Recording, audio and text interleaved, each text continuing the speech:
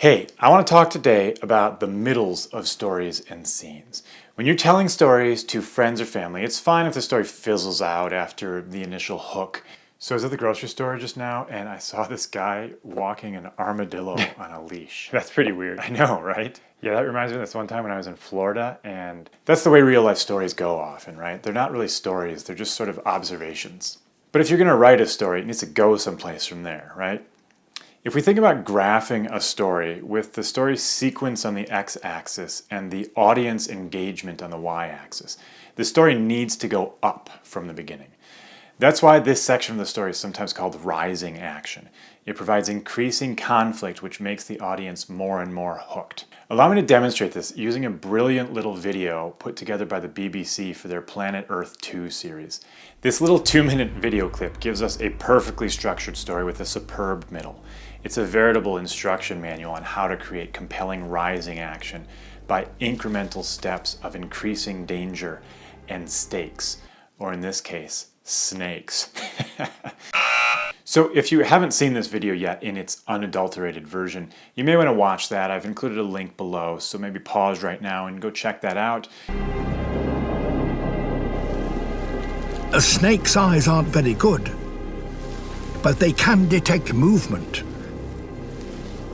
So if the hatchling keeps its nerve, it may just avoid detection. Now you'll note that right off the bat they establish two things that every story needs: a desire and a conflict, a goal and antagonism, objective and obstacle. Use whatever language you want, but the protagonist, which yes, in this case is a lizard, needs to want something, and there must be something that impedes or thwarts or otherwise gets in the way of the protagonist attaining that goal. That is the essence of what drives any story.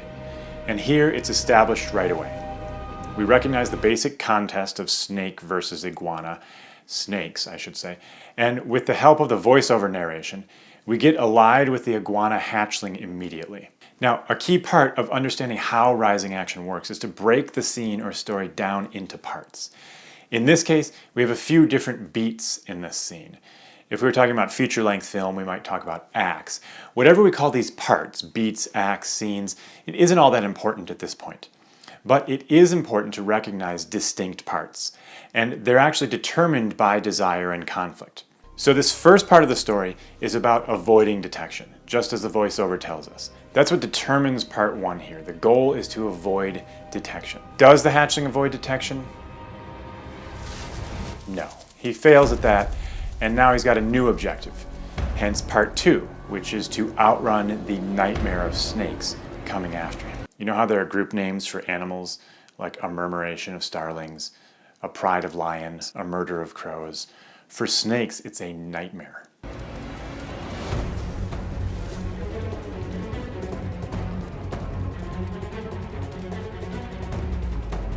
Does he outrun them? Well, no. He gets caught.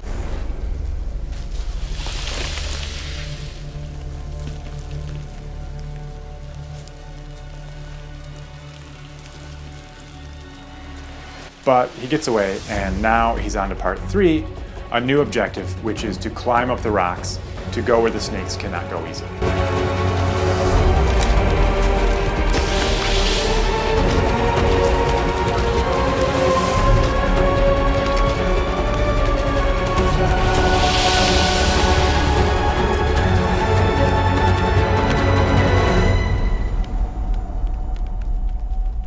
A near miraculous escape.